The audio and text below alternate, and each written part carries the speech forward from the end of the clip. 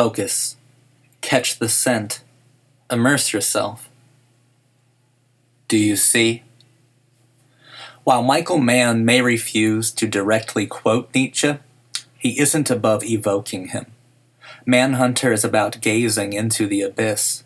It's about dancing with devils. It's about changing yourself. It's about the intoxication of becoming. Manhunter is a film about seeing. Manhunter is a film about reflections. It's about mirrors and images. Seeing makes dreams live. Seeing is the primary sensory intake of all monsters. Manhunter is about delusions. It's about becoming God, and it's about becoming the devil. If you imitate God and perform the acts of God enough times, you will become like God. Manhunter is about human desire and how it violently conflicts with supernal fantasy. You need to see yourself in their petrified eyes. You need to be frozen with fright as they gape at you, at the miraculous, ineffable you. Your victims need to understand that they are witnessing God. They need to understand that they are being murdered by the ultimate being. They need to recognize your ownership and total supremacy. You need their eyes to reflect your dream. You need to open their lifeless eyelids, shove broken pieces of mirror inside of them, and you need to see yourself as you do what God does. You need to see it all. You need to study them long before. You need to watch them live. You need to imagine yourself as part of their family, as the holy patriarch of their lusting clan. You need to be desired by her. You need to feel her desire for you. You need her children's eyes to watch you take her. You are not static being. You are dynamic becoming. The reflections mirror your imitation of God's wrath and jealousy. They are yours. They've always belonged to you. You know the layout of their house, and you have fantasized about her many, many times. It is your house, and she is your woman. You are God. Do as God does. Be the Titan. Become the dragon. Become her husband, her owner, their beatific father, and their violent end. Smell yourself, and become what you are.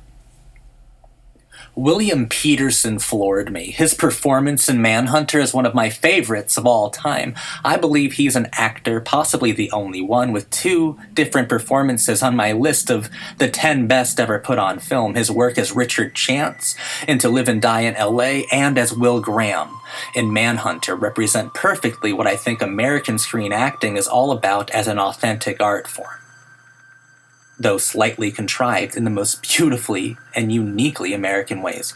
The scene where he completely lets himself go and gradually becomes completely absorbed by the home movies of the murdered families, which slowly builds through the intensity of his focus, abilities, and drive, ultimately culminating with the pivotal, mind-blowing revelation, "You've seen these tapes," is one of the best pieces of film acting I have ever had the privilege of experiencing. Petersen expressed the most palpable form of dread and fear I've ever felt. I was genuinely worried for his sanity, for his humanity. So was he. You felt his fear perfectly and vividly. Petersen made you feel what Will Graham felt. In Manhunter, I see Marlon Brando and Montgomery Clift. Most of all, I see the extraordinary William Petersen. I see one of the finest performances ever committed to the American cinema. I see art and I see perfection. I see an inexpressible amount of skill, and I see Petersen as a monument to screen acting. I see and I feel an inescapable power, presence, and performance. I must have seen Manhunter now over 50 times. No lie, no exaggeration. When I was but a wee lad, I remember playing the battered VHS tape over and over and over again and again and again. I also remember it scaring the absolute daylights out of me. That's the thing, the most important thing about Manhunter. It's positively terrifying. It's a flawlessly designed mystery of suspense. Manhunter is a compelling and totally absorbing experience. It's genuinely creepy. There are many parts that will forever send shivers down my spine like they did when I was a child. Michael Mann's Manhunter is a truly scary masterwork. I think it's even more frightening now that I'm older and possess the maturity of mind necessary to understand Will Graham's troubling mental deterioration. The precarious dance with devils Graham pursues is far more cerebrally horrifying than it ever was before. I have found that Manhunter's scares and thrills feel far more devastating with time. The more you give yourself over to William Peterson's character and Otherworldly Performance, the more absorbed and immersed in his paralyzingly horrific psychology you become. Graham's becoming something too, as paralleled by the film's villain. He's becoming like him. If you watch Manhunter with the right mindset and through the correct mental lens, you will become like a monster too in many interesting ways. You'll feel yourself losing grip and you'll start to smell yourself. You'll catch the scent. You'll catch Graham's sickness. You will know fear. You will know power. You will be afraid. Michael Mann's film is about atmosphere. It's about conveying very exact, incredibly precise moments. Manhunter is a film where color schemes emote thematic and emotional pathos. Michael Mann and his incredible cinematographer Dante Spinotti bathed Manhunter in eerie greens, sinister violets, intense magentas, and deeply romantic blues. Mann's brilliant visually symbolic language of lighting schemes is given somatic integrity by his mastery of critical framing techniques. Manhunter is framed softly with hard, subtle edges found in the symmetric positioning of on-screen elements. The different camera movements and angles for every single scene are directly, intimately related to the particular moment it's conveying. Color prisms are used to express the deteriorating mind of its hero, symmetrically aligned to the decomposing integrity of its villain. Will Graham's troubling mental state is communicated to us through the use of tactile lighting strategies and the physically poetic composition of the camera work. Manhunter is not merely aesthetically pleasing and interesting, it's all about a visual and oral film grammar and cinematic grammar. It's about a language. It's about a filmic language. Michael Mann developed a uniquely American style of art. Manhunter builds a very distinctive rhythm, a magnificent kind of visual and thematic lyricism through new modernist architecture and set design. Mann's complex use of simultaneous cameras operating at multiple speeds set to different frame rates created an energetic kind of staccato editing in the post-production process. Everything about Manhunter was perfectly composed. Absolutely. Brian Cox and Tom Noonan portray the film's resident psychopaths and primary antagonists. Brian Cox approached Hannibal Lecter with equal parts selfish charisma and pretentious depravity. Cox's treatment of Dr. Lecter manifested itself as a multi-layered study of narcissism, and it was wonderfully, skillfully, and artfully realized. He not only operated as the perfect long-distance foil for Will Graham, but the one scene that involved the two of them in a face-to-face mental showdown should be studied for its psychological focus and emotional dynamism.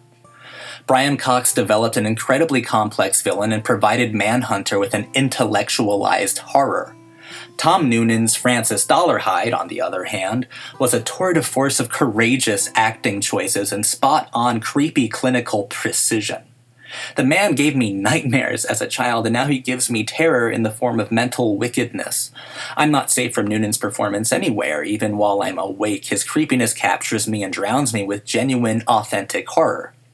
Tom Noonan was a marvelous monster. He was a devil whose primary sensory intake was all about seeing. His romantic interest was a blind woman who could not see him. Noonan oozed sexual embarrassment and physical desperation. He drooled with a loneliness that scared me very deeply and challenged me very personally. He was a psychologically confrontational monster. You don't want to see what he sees. The thing is, Michael Mann and William Peterson don't give you the freedom of that decision. They make the choice for you. Manhunter forces you to see what monsters do and think as devils think.